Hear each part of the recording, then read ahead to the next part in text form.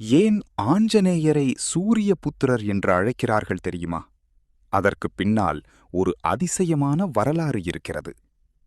ஆஞ்சநேயர் சிறுவயதில் அளவில்லா சக்தியுடன் இருந்தார்.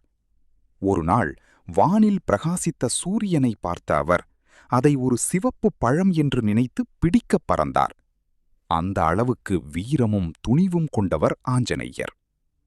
பின்னர் சூரிய பகவான் அவருக்கு குருவாக இருந்து அனைத்து கல்விகளையும் கற்றுக் கொடுத்தார். சூரியனை நோக்கி தொடர்ந்து பயணம் செய்தபடியே ஆஞ்சநேயர் கல்வி கற்றார் என்று புராணங்கள் கூறுகிறது. இதன் அர்த்தம், உண்மையான பக்திக்கும் முயற்சிக்கும் முன் எந்த தடையும் நிற்க முடியாது என்பதுதான். ஆஞ்சநேயரை வழிபடுபவர்களுக்கு உடல் வலிமை, மனதைரியம் மற்றும் வெற்றி கிடைக்கும் என்று நம்பப்படுகிறது.